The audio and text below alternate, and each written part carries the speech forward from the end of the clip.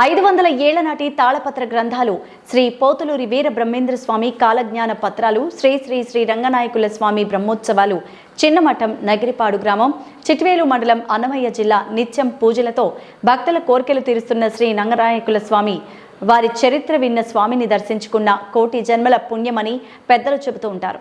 ఎందుకంటే శ్రీ రంగనాయకుల స్వాముల వారు అగ్నిహోత్రం కాయించి అగ్నిలో జీవ సమాధి అయిన నిత్యాగ్నిహోత్రుడు.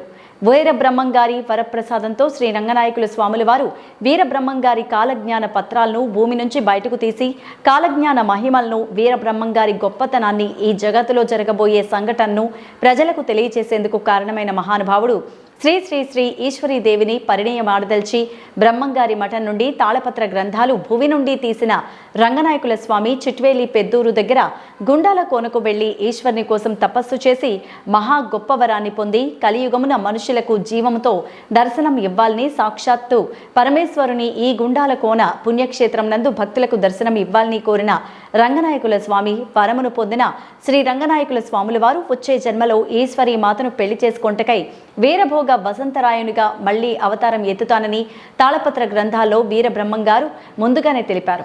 హరిహర బ్రహ్మ ముగ్గురు మూర్తుల సమ్మేళనమే ఈ అగ్నిలో జీవ సమాధి అయిన రంగనాయకుల స్వామి కోరిన వారి కొంగు బంగారమై పిలిస్తే పలుకుతున్నారు.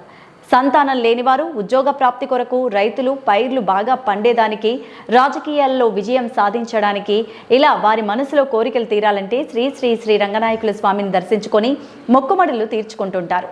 బ్రహ్మోత్సవాల్లో మాత్రమే సంవత్సరంలో ఈ రోజు మాత్రమే 500 ఏళ్ల నాటి శ్రీ బ్రహ్మంగారి కాలజ్ఞాన పత్రాలు, శ్రీ రంగనాయకుల స్వామి వారి రుద్రాక్షమాల, పాదుకలు, మంత్రదండం, బాహువు, ఖడ్గము, తక్కెడకోళ్లు, మరికొన్ని స్వామివారికి సంబంధించిన వస్తువులు ప్రజలకు చూపిస్తుంటారు. తాళపత్ర గ్రంథాల్లోని వాక్యాన్ని చదివి ప్రజలకు వినిపిస్తారు. రంగనాయకులు స్వామివారి వీరబ్రహ్మంగారి రెండో అవతారం. ఈ రంగనాయకుల స్వామి వీరభోగ వసంతరాయునిగా 3వ అవతారమెత్తి శ్రీ శ్రీ శ్రీ ఈశ్వరీదేవిని కళ్యాణం జరుగుతుందని, అప్పుడు దుష్ట శిక్షణ, శిష్ట రక్షణ జరుగుతుందని తాళపత్ర గ్రంథాల్లో లిఖించబడిన విషయం ప్రజలందరికీ తెలుపుతారు. ఈ తాళపత్ర గ్రంథాలను చూసేందుకు భక్తులు కొన్ని వేల సంఖ్యలో వస్తారు.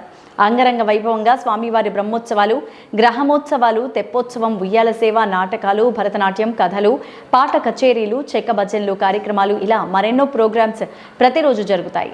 బ్రహ్మోత్సవాల్లో భక్తులకు నిత్య అన్నదానం, మరెన్నో కార్యక్రమాలు దేవస్థాన కమిటీ వారు చాలా గొప్పగా బ్రహ్మోత్సవాలు నిర్వహిస్తూ ఉంటారు.